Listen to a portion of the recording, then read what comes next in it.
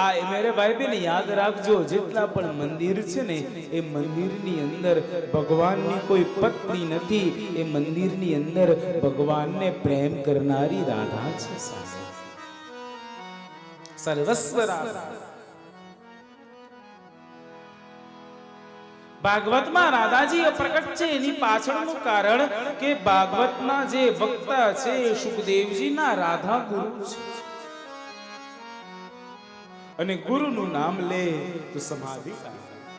અને આ ભવસાગરમાંથી પાર થવું હોય ને તો ગુરુ જ આપણી નૈયા ભવસાગરમાંથી પાર લગાવી શકે, બાકી આપણી તો શું શક્તિ.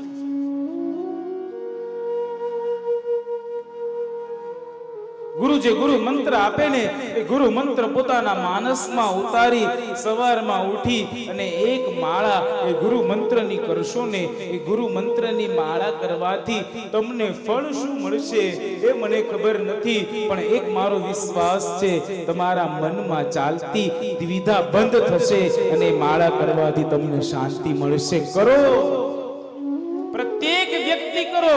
સવારમાં ઉઠી પોતાના મોબાઈલનું દર્શન કરવાનું છોડી પોતાના હાથના દર્શન કરો. કરાગ્રે વસતે લક્ષ્મી, કર મૂલે સરસ્વતી, કર મધ્યે તુ ગોવિંદ, પ્રભાતે કર દર્શન. પણ સવારમાં ઉઠી પ્રભાતે મોબાઈલ દર્શન, સવારમાં ઉઠી ને આપણે મોબાઈલના દર્શન કરીએ. મહાપુરુષો તો એમ કહેતા કે સવારમાં ઉઠી હાથના દર્શન કરો, કારણ કે કરાગ્રે વસતે લક્ષ્મી. પૈસા ગણવાના હોય તો કઈ રીતે ગણીએ? હાથના અગ્રભાગથી. કરાગ્રે વસતે લક્ષ્મી, કરમૂલે સરસ્વતી. કાંડું ન હોય તો લખી શકાય નહીં. રશ્મિબા લખી શકાય? અમારા રશ્મિબા શિક્ષક હતા ને પાછા શિક્ષક ક્યાં હતા? તો એમ કહેવાય કથા પૂરી કા. જ્યારે એમનું શિક્ષક જ્યારે રિટાયર થયા ત્યારે હોન્ડમાંથી જ રિટાયર થયા, ત્યાં શિક્ષક હતા. કાંડું હોય તો લખી શકાય, ન હોય તો લખી શકાતું નથી. કર મૂલે સરસ્વતી ને કર મધ્યે તુ ગોવિંદ. એ હાથના મધ્ય ભાગની અંદર ભગવાન ગાયોના ઇન્દ્ર ગોવિંદનો વાસ છે. પ્રભાતે કર દર્શન. સવારમાં ઉઠી કર એટલે કે હાથના દર્શન. બીજું બતાવવામાં આવ્યું કે સવારમાં ઉઠી પૃથ્વી પર પગ મૂકો.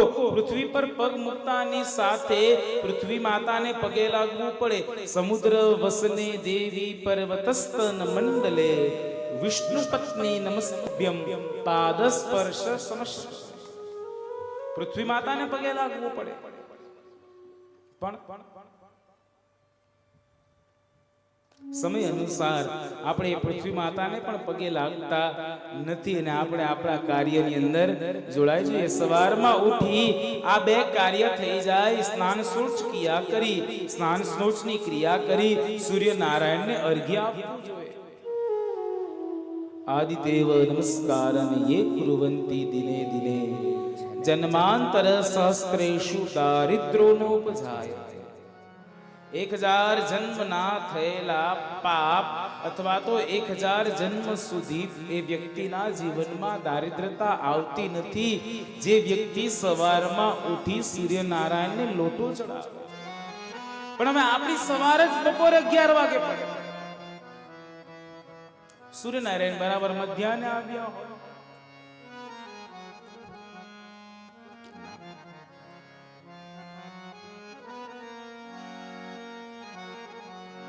સૂર્યનારાયણ બરાબર મધ્યાહન પર બપોરે મસ્તક પર આવ્યા હોય ત્યારે તો ઘણા લોકો ઉઠે.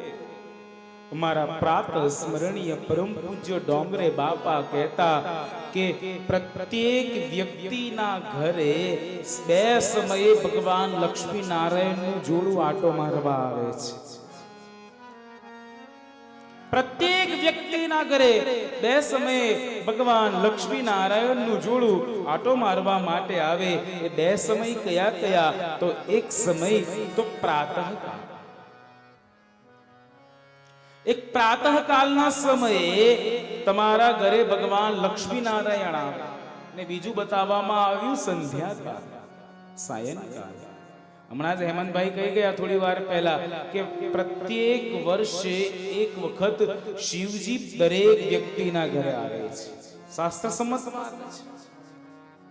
પણ આપણી આંખની અંદર એટલી દ્રષ્ટિ નથી કે આપણે ભગવાનને ઓળખી શકીએ. બે સમય એવા બતાવવામાં આવ્યા કે બે સમયે તમારા ઘરે ભગવાન લક્ષ્મી નારાયણ નું જોડું આવે. પહેલો તો પ્રાતઃકાળ અને બીજો તો સંધ્યાકાળ. પણ થાય એવું કે ભગવાન લક્ષ્મી નારાયણ આપણા ઘરે આવે અને બે જ સમયે આપણા ઘરના દરવાજા બંધ હોય. પહેલા તો સવારે આ પ્રાતઃકાળ એટલે કે સૂર્યોદય થાય એ સમય 5:30 થી લઈ 6:30 સુધીના સમયને પ્રાતઃકાળ કહેવાય. એ સમયે ભગવાન સૂર્યનારાયણ ઉદિત થાય ત્યારે લક્ષ્મી નારાયણ આટો મારવા માટે આવે, પણ આપણે સૂતા હોઈએ એટલે આપણા ઘરના દરવાજા બંધ હોય. ને બીજું સંધ્યાકાળ, સાયંકાળ. સાયંકાળે પણ આપણા ઘરના દરવાજા બંધ હોય, કારણ કે સાયંકાળે આપણા ઘરની અંદર મચ્છર ન આવી જાય એટલે આપણે દરવાજા બંધ કરી દઈએ.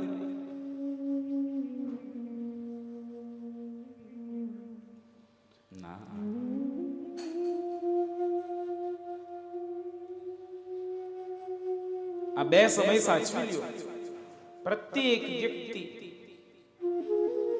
કારણ કે ભગવાન આવે છે